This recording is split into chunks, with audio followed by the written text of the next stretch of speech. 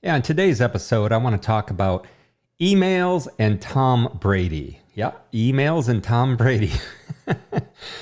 Like two peas in a pod.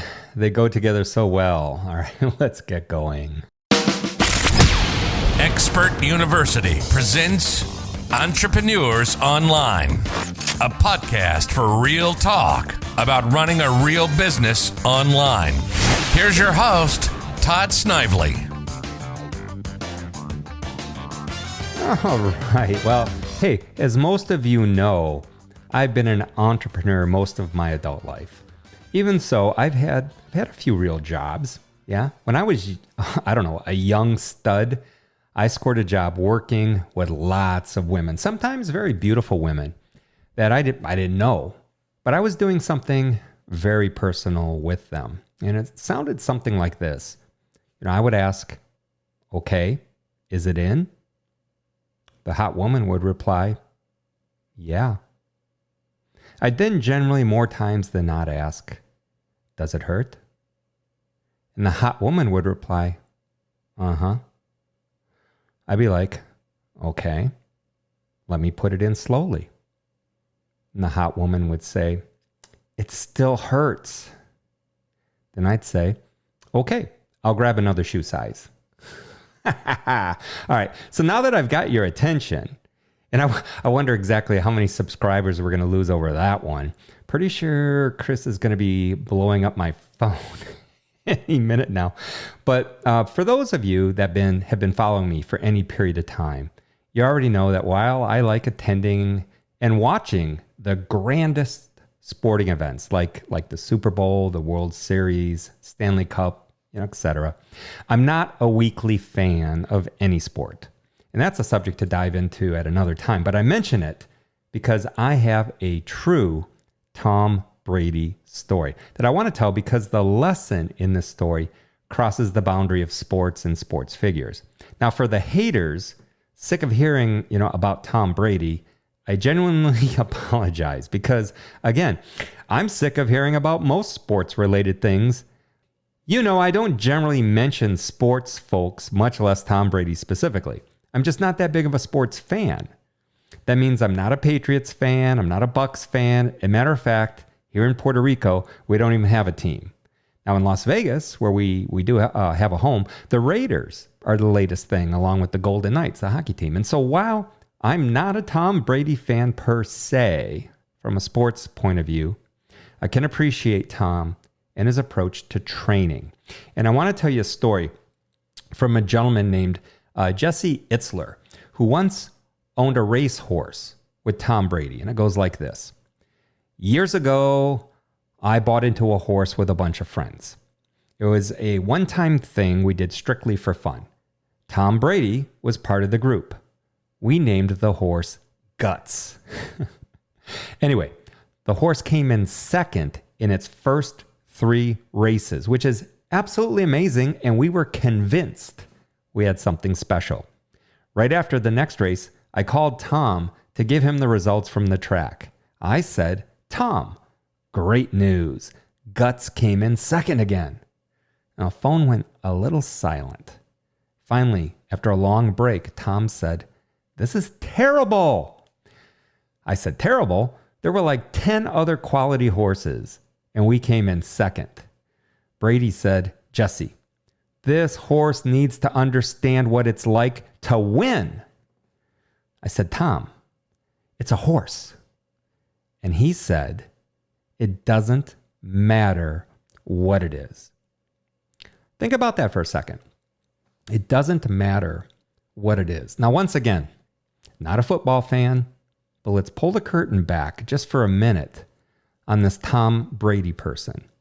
Because also worth noting, Tom Brady did not make his school's 0-8 JV football team.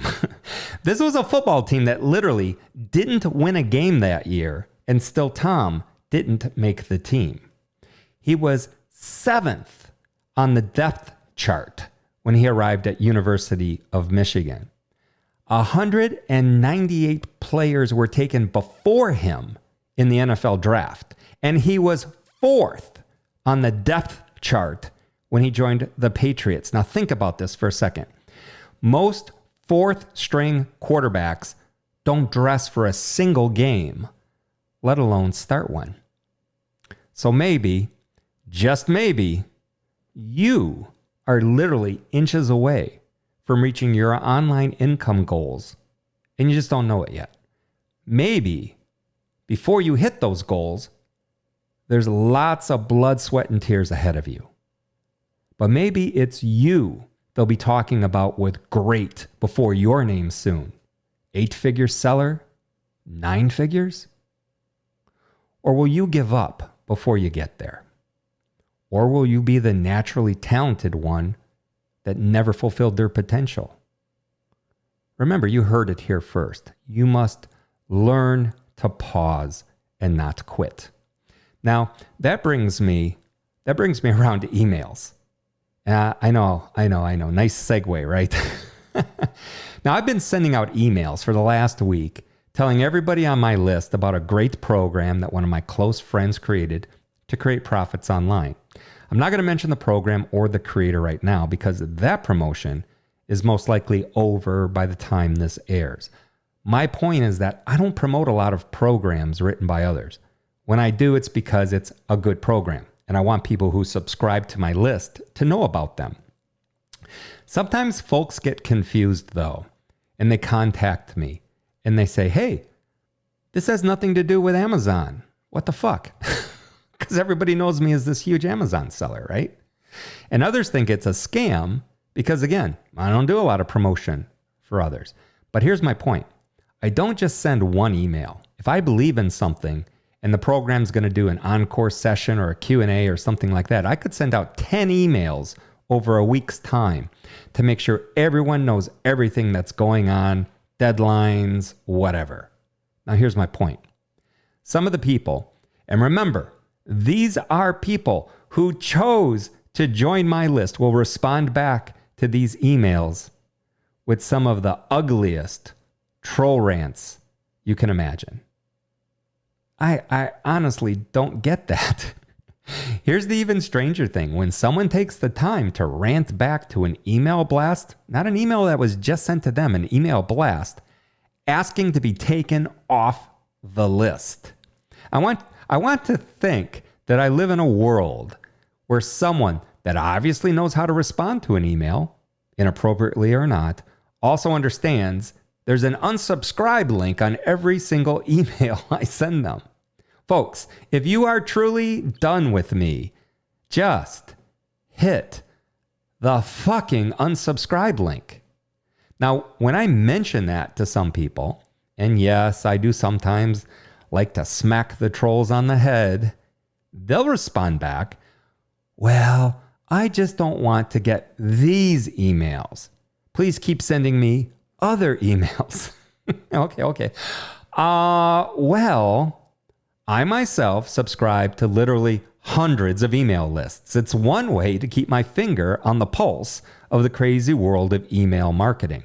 So when I see an email that I don't want to read, guess what I do with it? Now, make sure you're sitting down now because the answer might floor you. Ready for the answer now? If I come across an email I don't want to read, here we go. I don't fucking read it. That's right. I hit delete, move on. I don't waste any time reading what I don't want to read. And if after a period of time I realize I don't ever want to read what's coming from any one specific douchebag, then I'll unsubscribe. Okay.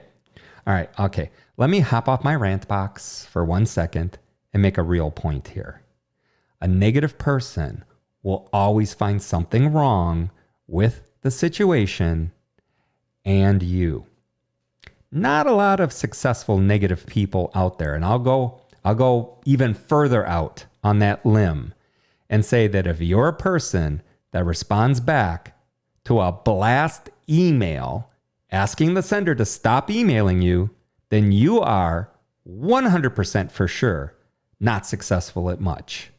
Okay, all you folks out there listening that act like this, I mean, you reply to emails asking the sender to stop emailing you rather than hitting the unsubscribe link or just simply deleting the email.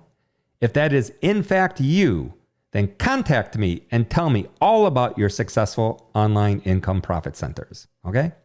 Now, one last thought, and then I need to get on a live Q&A call with some of my members. Marriages break up from lack of money over lack of love 100 times over. And Chris and I do what we do for several reasons. We are well paid, yes, no argument there. But understand that we know that business failures lead to destruction, addiction, depression, anxiety, suicides, and unfortunately far more. As good entrepreneurial coaches, we save marriages, we save families, we save kids from self-destruction even. We save lives. So yeah, there's the money. But it's not the only reason. All you have to do is look in our Facebook group, if you're a member, and see the lives we've helped change. By helping change those lives, we've possibly prevented divorce or worse. So make sure you're doing something every single day to move yourselves towards your goals. If you need help, consider hiring a coach. Maybe give us a try. You guys take care. We'll see you next time.